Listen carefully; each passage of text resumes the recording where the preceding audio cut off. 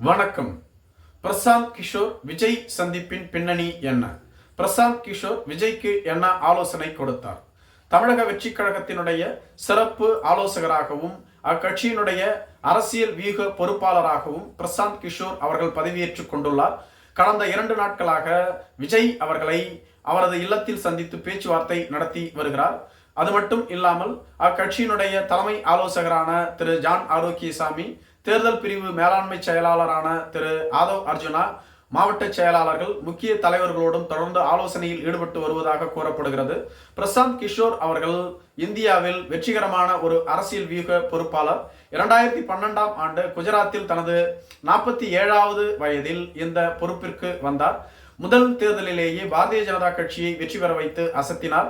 2014ஆம் ஆண்டு மத்தியில் பாரதிய ஜனதா கட்சி ஆட்சி அமைக்க உறுதுணையாக இருந்தவர் இவர்தான் என்று கூறப்படுகிறது. அதிலிருந்து தொடர்ச்சியாக அவர் ஆலோசனை வழங்கும் கட்சிகள் வெற்றி பெற்று வருவது வாடிக்கையாக இருந்து வருகிறது. இது போன்ற சூழ்நிலையில்தான் 2021ஆம் ஆண்டு நடைபெற்ற சட்டமன்ற தேர்தலில் திமுகவிற்கும் இவர் ஆலோசகராக இருந்து செயல்பட்டார். தற்பொழுது தமிழக வெற்றி கழகம் இவரை ஆலோசகராக நியமித்துள்ளது.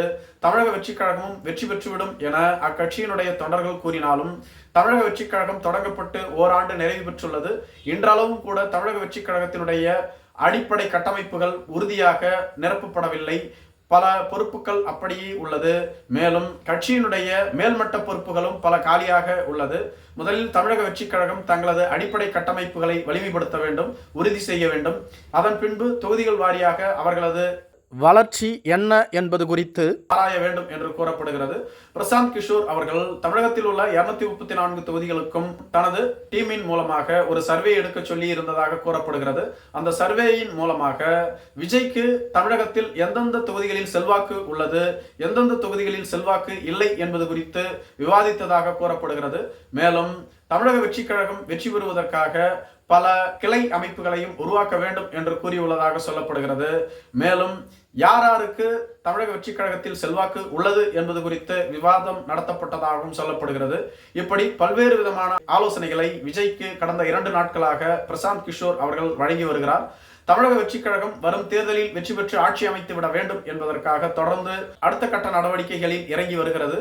தமிழக வெற்றி கழகம் இப்பொழுதுதான் தொடங்கப்பட்டாலும் கூட அவர்களுக்கான உறுதியான ஒரு அடிப்படை கட்டமைப்பு இன்னும் வலிமைப்படுத்தப்படவில்லை என்றுதான் அனைவரும் கூறி வருகிறார்கள். தமிழக வெற்றி கழகத்திற்கு 1 கோடியே தொண்டர்கள் இருப்பதாக கூறப்படுகிறது. அது மட்டும் இல்லாமல் அவர்கள் அனைவருமே இளைய வாக்காளர்கள், புதுமுக வாக்காளர்கள், இளைஞர்கள், பெண்கள் போன்றோர்கள் என கூறப்படுகிறது.